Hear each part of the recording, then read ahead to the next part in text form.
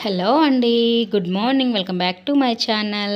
So morning లేసేసి కసువులైతే చిమ్మేసుకున్నాను. సో కసువులైతే చిమ్మేసుకొని ఇంటి ముందు ముగ్గు కూడా వేసేసుకున్నాను. బండలైతే క్లీన్ చేసుకున్నాను. సో వెదర్ అయితే చాలా చల్లగా ఉంది కాబట్టి మాకైతే కొంచెం వేడివేడిగా టీ అయితే తాగాలని ఉంది. సో మా వారు టీ అయితే పెట్టమన్నారు. సో దానికని పాలైతే స్టవ్ మీద పెట్టేసుకున్నాను.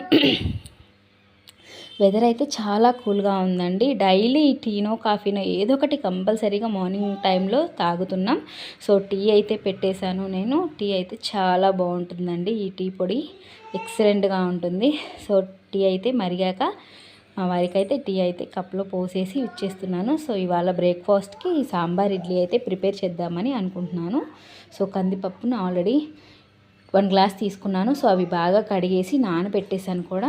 సో సాంబార్ కూడా పప్పు కూడా ఉడికిపోయింది ఆల్రెడీ. స్టవ్ మీద ప్యాన్ పెట్టేసుకొని ఆయిల్ వేసేసుకొని పోపు వేసేసుకొని టమోటా, పచ్చిమిర్చి, ఆనియన్. సో వెజిటేబుల్స్ అయితే ఏమీ వేయట్లేదండి. సో ఎందుకంటే ఇవి ఇడ్లీ సాంబార్ కాబట్టి వెజిటేబుల్స్ అయితే ఏమీ యాడ్ చేయట్లేదు. సో సాంబార్ కూడా రెడీ అయిపోయినాయి. సాంబార్లో కొంచెం రాక్ సాల్ట్ వేసేసి టేస్ట్ చూసేసుకొని సాంబార్ అయితే దింపేసుకున్నాను. సో వేడి వేడి ఇడ్లీ కూడా రెడీ అయితే అయిపోయింది. సో కుశల్ గాడికి ఇడ్లీ సాంబార్ అంటే చాలా ఫేవరెట్. సో ఇడ్లీ అయితే పెట్టేశాను. వేడి ఇడ్లీ కూడా ఉడికిపోయినాయి. సో ఇడ్లీ సాంబార్ అయితే రెడీ అయిపోయింది.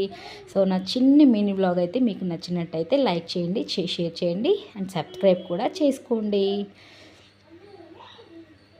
ఓకే అండి, thank you so much. Okay, bye bye.